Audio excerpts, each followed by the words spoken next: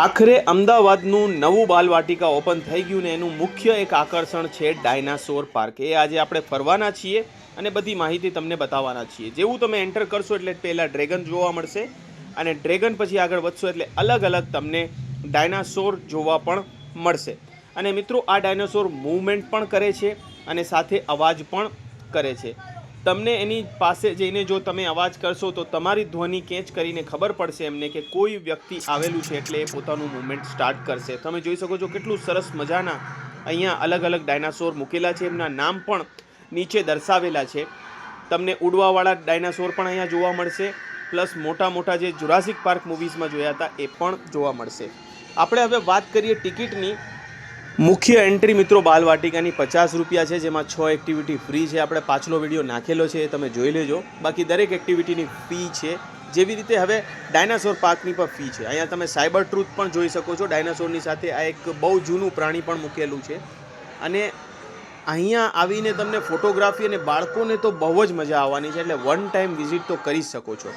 એટલે 50 રૂપિયા બાલવાટિકામાં એન્ટ્રી કર્યા પછી અહીંયા તમારે એન્ટ્રી કરવા માટે 100 રૂપિયા આપવાના છે. 3 વર્ષથી ઉપરના દરેક વ્યક્તિ માટે અહીંયા 100 રૂપિયા તમારે ટિકિટ આપવાની રહેશે. સમયની વાત કરું તો કોઈ સમય સીમા લખેલી નથી, પણ અહીંયા તમને ફરવા માટે માત્ર 15 મિનિટ જ ઇનફ છે. 15 મિનિટમાં તમે બહાર નીકળી જવાના છો. પણ થોડું ટાઈમ વધારે રોકાશો તો કોઈ તમને બોલવાવાળું નથી. અહીંયા તમે ઊભા રહીને ફોટોગ્રાફી કરવાની મજા આવશે, એટલે તમે થોડું રોકાઈ શકો છો. એટલે મેં વિચાર્યું કે આ વિડીયો અલગથી નાખું, જેથી જે લોકોએ નથી જોયું ડાયનાસોર પાર્ક એ લોકોને જોવા મળે.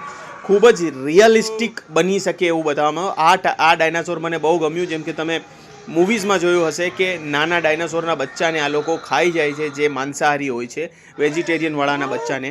તો એવી રીતનું અહીંયા જોવા મળે છે. આ પણ એક માંસાહારી જ તમે કહી શકો ડાયનાસોર છે. તો અહીંયા વેજીટેરિયન અને માંસાહારી બેય અહીંયા મૂકવામાં આવ્યા છે. તો સરસ મજા. એક વખત જરૂર ચોક્કસથી અહીંયા આવો તો જવાનું છે.